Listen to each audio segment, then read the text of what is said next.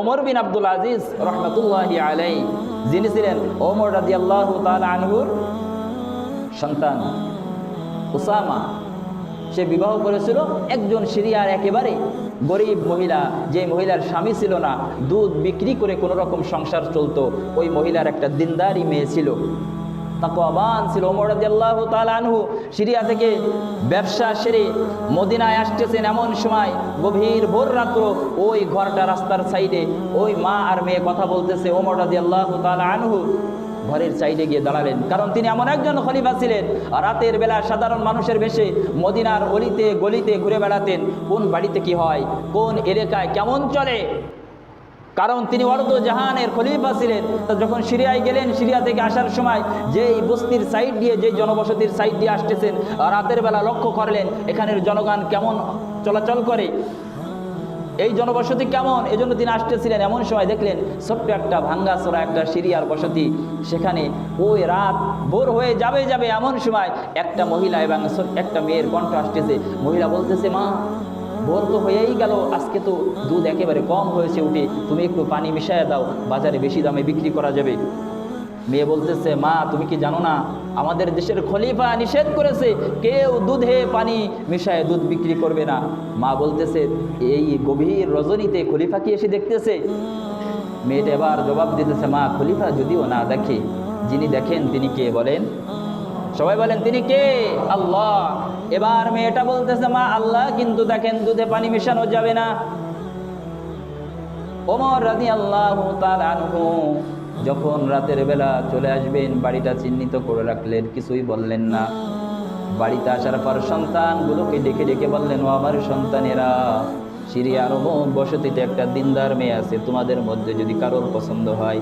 ওমর নিজে মেয়েটা দেখেন নাই, সন্তানগুলোকে বললেন, তোমরা যাও, তোমরা মেয়েটা দেখে আসতে পারো, যার পছন্দ হয় তোমরা মেয়েটাকে বিবাহ করে নাও। ওনার ছেলে ওসামা তিনি এই মেয়েটাকে বিবাহ করেছিলেন।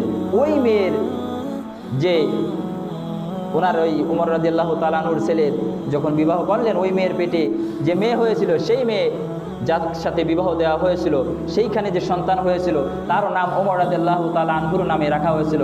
আর তানার বাবার নাম ছিল আব্দুল আজিজ, ওমর বিন আব্দুল আজিজ। এজন্য তাকে বলা হয় ইসলামের পঞ্চম খলিফা। ওমর রাদিয়াল্লাহু তাআলা আনহু যেইভাবে রাষ্ট্র পরিচালনা করেছেন, ওই ওমর বিন আব্দুল আজিজ ওমরের ছেলের নাতি, সেও ঠিক একই রকমভাবে রাষ্ট্র পরিচালনা করেছেন।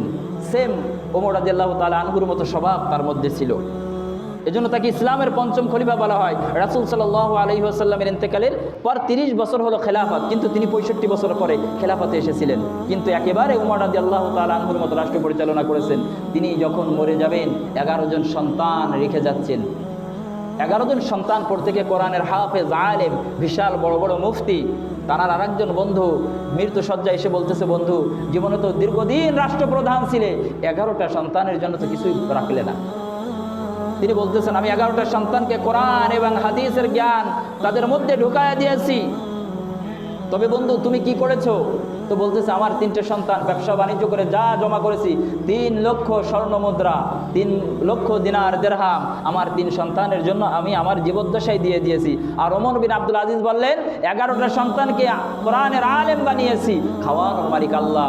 ওই ওনার সেই বন্ধু ওমর বিন আব্দুল আজিজ ইন্তেকালের কিছুদিন পর আল্লাহ রাব্বুল আলামিন ওমর বিন আব্দুল আজিজের 11টা সন্তানকে 11টা রাষ্ট্রের গভর্নর বানায় দিয়েছেন। সুবহানাল্লাহ, কোরআন এবং হাদিসের ইলম থাকার কারণে। আর ওনার যে বন্ধু 3 সন্তানের জন্য 3 লক্ষ স্বর্ণ মুদ্রা রেখে গিয়েছিল, কিছু বছর যেতে না যেতেই বাবার ইন্তেকালের পর 3 সন্তান শহরের 3 রাস্তায় দাঁড়িয়ে দাঁড়িয়ে ভিক্ষা করেছে, কারণ তাদের জন্য বরাদ্দ যা ছিল না তার বাবা সেই সম্পদ কৃপণতা করে রেখে গিয়েছে, এজন্য আল্লাহ রাব্বুল আলামিন ভোগ করতে দেন নাই। আর ওমর বিন আব্দুল আজিজ আল্লাহর দিকে তাকায়া সন্তানের জন্য দুনিয়ার সম্পদ জমান নাই, সন্তানকে আলেম ফকিহ বানিয়েছেন। এজন্য আল্লাহ রাব্বুল আলামিন 11টা প্রদেশের গভর্নর তাদেরকে বানিয়ে দিয়েছেন। সম্মান আর ইজ্জত দেওয়ার মালিক আল্লাহ।